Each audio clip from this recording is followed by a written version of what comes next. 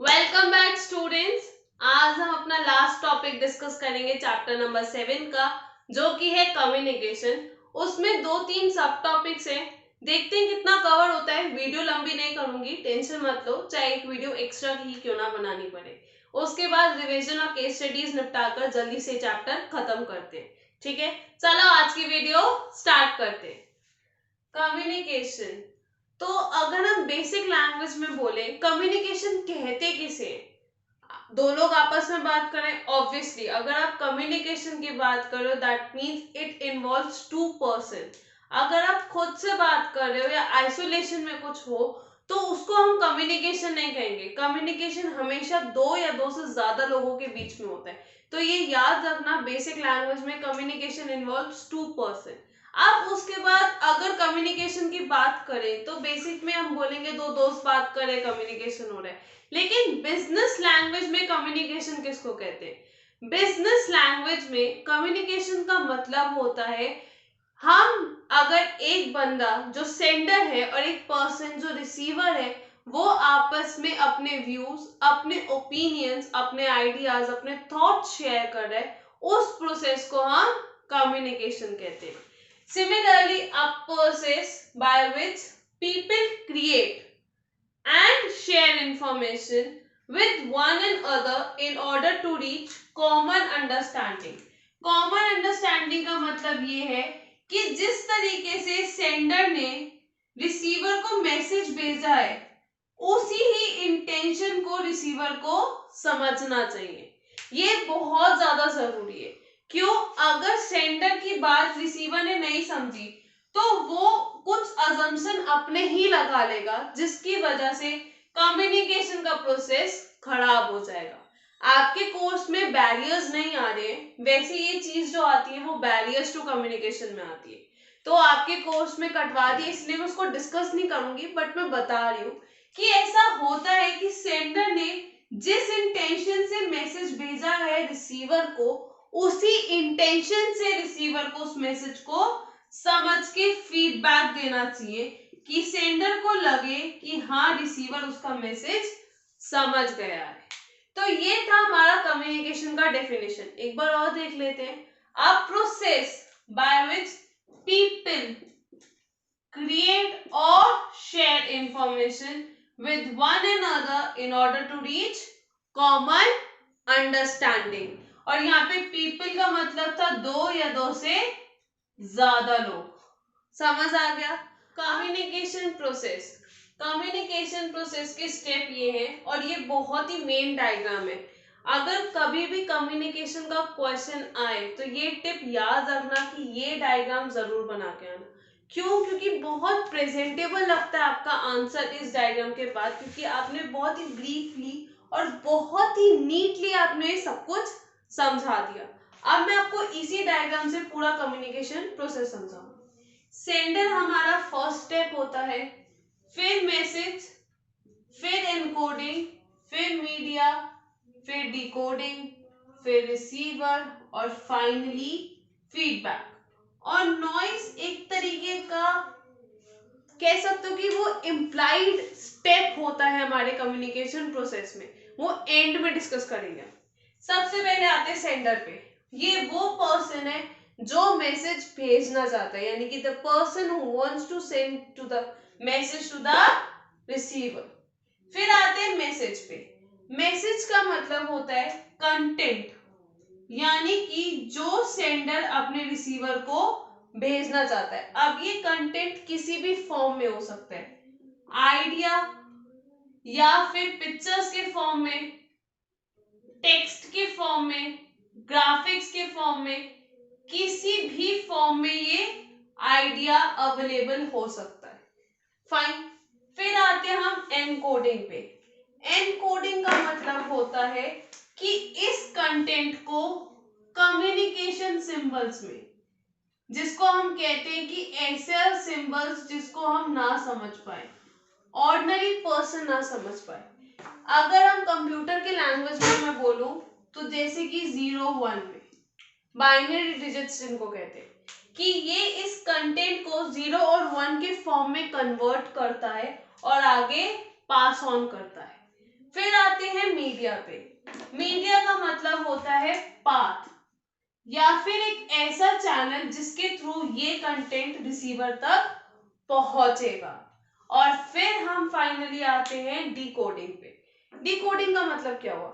Decoding का मतलब ये हुआ कि इन कम्युनिकेशन सिंबल्स को ये अंडरस्टैंडेबल लैंग्वेज में कन्वर्ट करता है। क्यों?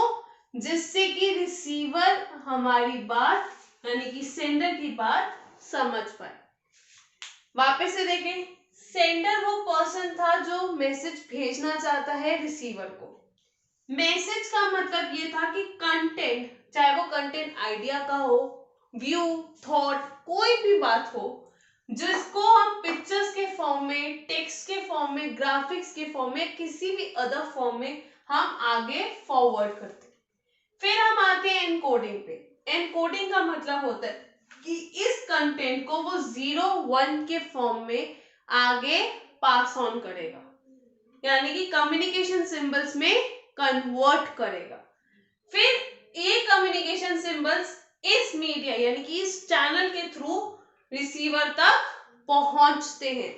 और डिकोडिंग का मतलब होता है कि इन कम्युनिकेशन सिंबल्स को अंडरस्टैंडेबल लैंग्वेज में कन्वर्ट कर देते हैं, जिससे कि रिसीवर अब सेंडर की बात समझ पाए। यहाँ पे एनकोडिंग क्यों की थी? यहाँ पे एनकोडिंग इसलिए की थी जिससे कि रिसीवर के अलावा कोई और ये बात समझ ना पाए। इसीलिए ऐसे ही टेक्स्ट कोड में लिखा जाता है। अब जैसे कि रॉ है, आपके सीक्रेट एजेंट्स होते हैं, अगर उनको कोई मैसेज फॉरवर्ड करना होता है अपनी एजेंसी को, तो वो इन्हीं कम्युनिकेशन सिंबल्स के थ्रू फॉरवर्ड करते हैं और फिर एजेंसी उन कम्युनिकेशन सिंबल्स को डिकोड करती है उनका मैसेज समझने के लिए।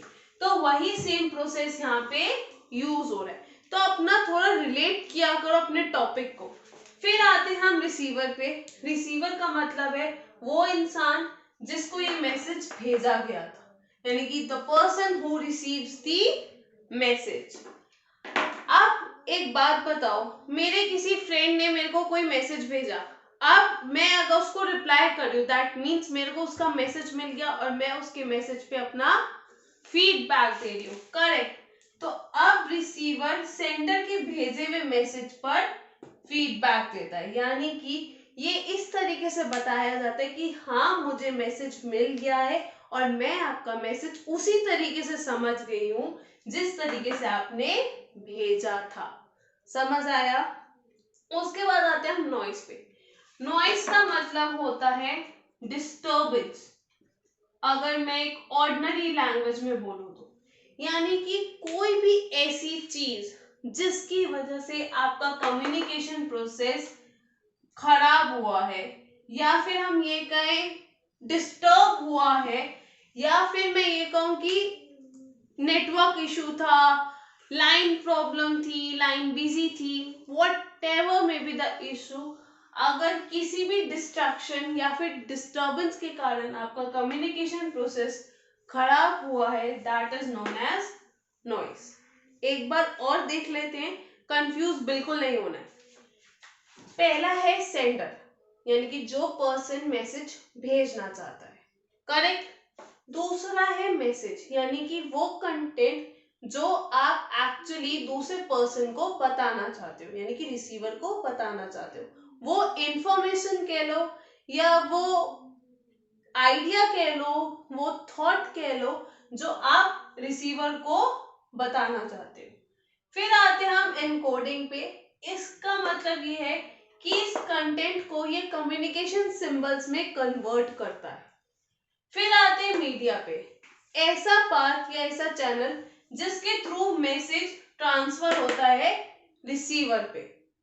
अब आते हैं डिकोडिंग पे। अब जब आपने एनकोड किया उसको कम्युनिकेशन सिंबल्स में, तो आप उसको डिकोड भी तो करके दोगे जिससे कि रिसीवर समझ पाए। तो डिकोडिंग का मतलब होता है इन कम्युनिकेशन सिंबल्स को अंडरस्टैंडेबल लैंग्वेज में कन्वर्ट करना। उसके बाद आता है हमारा रिसीवर, यानी कि वो पर्सन जिसको मैसेज भेजा गया था, यानी कि the person who receives the message. और फिर आता है फीडबैक। इसका मतलब ये है कि रिसीवर को मैसेज मिल चुका है और वो आपका मैसेज वैसे ही समझ चुका है जैसे आपने उसको भेजा था। ये उसका फीडबैक होता है। फिर आते हैं लास्ट नॉइस पे। कोई भी डिस्टरबेंस जिसकी वजह से आपका कम्युनिकेशन प्रोसेस खराब हुआ है, खत्म हुआ है, whatever may be the reason, उसको हम नॉइस कहते हैं। आ गया समझ? That's all for today. जो आपके बाकी के टॉपिक्स रह गए हैं वो नेक्स्ट वीडियो में कंप्लीट कर लेंगे और फिर रिवीजन और केस स्टडीज के बाद चैप्टर खत्म। तब तक ये टॉपिक को ध्यान से पढ़ना और कम्युनिकेशन प्रोसेस में जो टिप दी थी उसको बिल्कुल भी मत भूलना। Thanks for watching. Do subscribe, like and share the channel as much as you can. Thank you.